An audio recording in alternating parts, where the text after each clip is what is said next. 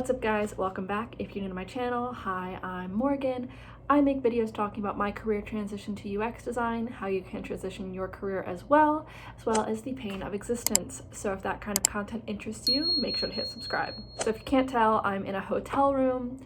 This is sort of my end of the year treat to myself. I went to a spa. I don't know, I just kind of needed to get away from my family, especially with the holidays approaching. I just really needed time to myself. Away from everyone. So, you know, a little weekend trip away. It was nice, but it was expensive. And so that got me thinking about my finances and where I want to be in 2023. And that just sort of got me writing basically all of my goals for 2023. So I thought that I would share those goals with you. It's in respect to my career, my skills, as well as my finances, obviously. So obviously not a scripted video. I have like some notes written out about what I want to achieve next year. I've sort of stopped doing the resolution thing because I feel like resolution is too strong. I feel like just goals are more achievable. To me, a resolution is like you're completely changing a habit or changing a really big part of your life. And that has never worked for me. So just like having smaller goals, it's just more attainable. I don't know. Calling it goals just, it feels better to me. I don't know about you guys. So anyway, let's get into it. Firstly, my career.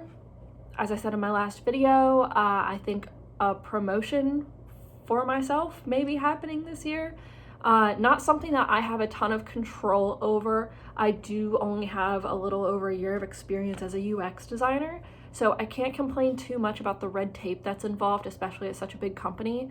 But I think that my work speaks for itself. I'm going to continue pushing. I'm going to continue working hard and, you know, getting my name out there, building relationships, and just continue to push, promotion or no promotion. So that one's sort of like a big goal. Again, not super in my control. I can't just make the decision for myself, but really hoping that's in the works for 2023. But something that is in my control is figuring out my career trajectory. So once again, at a bigger company, there's a lot of niche UX roles. So there's UX strategy, UX producing, there's content strategy, UX writing, UX research, you know, senior designers, design leads, design managers. There's a lot of different roles, and I sort of have to figure out where I want to go. Right now I'm torn between UX strategy and UX producing. I see myself being more of like a thinker and someone who works more with the flow. So I need to work with my superiors, my manager, and my design lead to figure out what's the right path for me. Maybe there's some sort of hybrid I could do. I have no idea. But really attaching like my skills to a role that's more suited for me, or I'm more suited for. So that's a really big goal of mine. And then I also want to start or be involved in some sort of initiative. There are a few in the works, but I don't know how big of a role I'm going to play in those without disrupting my own work. So it's important to find the balance. You can't neglect the work and the team that you're on, that is actually like you're assigned to work on something bigger unless you like get moved to that project. So I don't know where that's going to go. But at the very least, I'd like to do something like even as small as like starting a book club, or there have been conversations about like maybe doing some sort of design retreat or something like that. Like I would love to be involved with something like that, something that has to do with more of the team and, you know, team building and that kind of stuff. So that's something I'm interested in. There are, of course, bigger work-related projects that I have been a part of, but I really want to be at the head of something. Next, we're going to move on to my skills. So as you guys know, my UI design skills are not the best. It's something that I have been working on, but I think I need to make more of a priority in 2023. So I'm using part of the education budget to take a Nielsen Norman course that will help me with web app design. And it's sort of difficult to measure, so I'm going to basically practice on projects that aren't related to my job and get feedback from the other designers at work to see if my design skills are improving at all. I also want to learn more about workflows and project management because that's a huge interest of mine. UX operations, that's sort of what a UX producer does. It could also be something that a UX strategist does, which is why I'm so torn between the roles. I think I'm closer to seeing myself go down the strategy route, but just being like workflow focused as a strategist. So I have gotten pro comp on certified. I plan on taking more certifications like that. And just learning about how to manage work in an agile environment. I also want to up my development skills just to be able to communicate with my developers. I am taking a full stack web app development bootcamp. I am way behind. I should have taken part of this weekend to work on that. But yeah, really behind on that. I would love to finish that course in 2023. And then of course, this is at the end of 2023, I'm starting my master's degree, my graduate program in human-computer interaction and user experience. So that's obviously a huge goal of mine, is just to really be a good student, you know?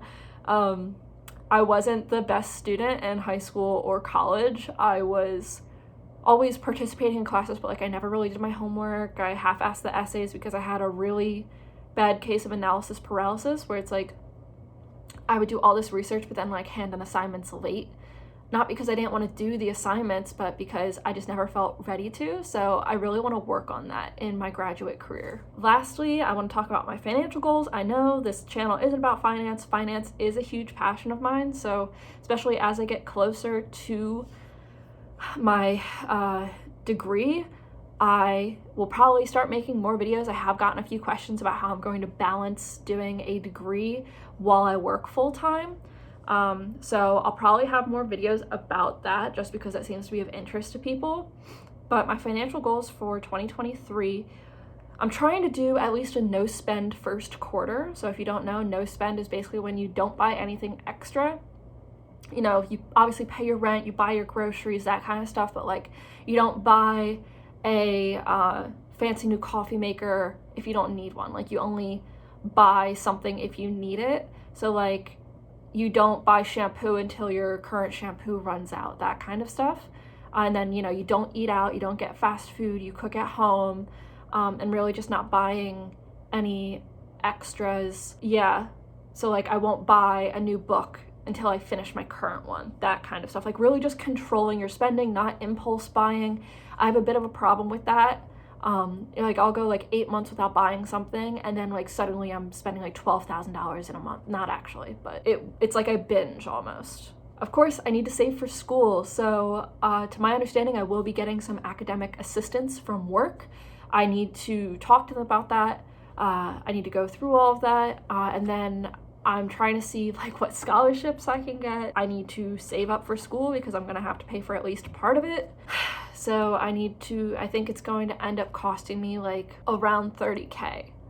So that's why I'm going to start making videos, because not only will I think it help some of you, but it will also keep me accountable for saving up.